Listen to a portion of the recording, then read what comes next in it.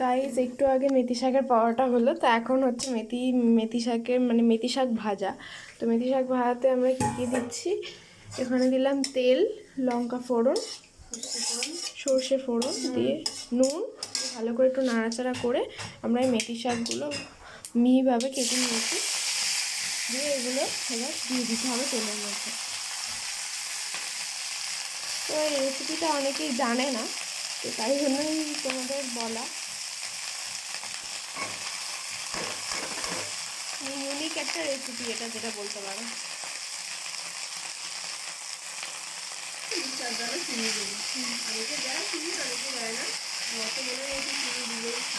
নাহলে একটু দিতে দিতে ভাত থাকে,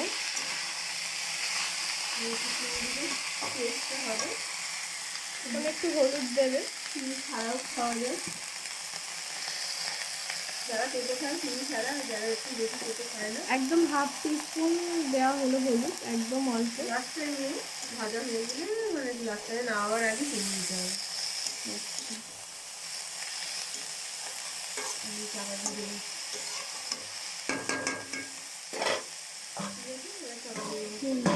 তো আমরা এরকম হালকা ভাজা ভাজা হয়ে গেছে, দিয়ে এবার আমরা হালকা চিনি ছড়িয়ে দেবো লাস্টে, দিয়ে ভালো করে নাড়াচাড়া করতে হবে। মাঝে আমরা চাপা দিয়ে রেখেছিলাম, তো একবার দুবার খোলা হয়েছে, তারপরে এবার চিনি দিয়ে ভালো করে নাড়াচাড়া করে নামিয়ে নেব। তো এটা দেখলে বেশিক্ষণ খাটাখাটনির কোনো কাজ না, একদম সিম্পল রেসিপি, সিম্পল মানে যে যে ইনগ্রেডিয়েন্টসগুলো লাগে, হ্যাঁ ইনগ্রেডিয়েন্টসগুলো লাগে সেটা সবার বাড়িতে আশা করি থাকছে। তো এটা ভাতের সঙ্গে মানে অনেকে ভাতের সাথে শাক মানে প্রথম ইয়েটায় শাক পছন্দ করে, প্রথম পাতে শাক পছন্দ করে, তাদের জন্য এই রকম মেথি শাকের এটা খুব ভালো লাগবে। একবার তোমরা ট্রাই করে দেখো।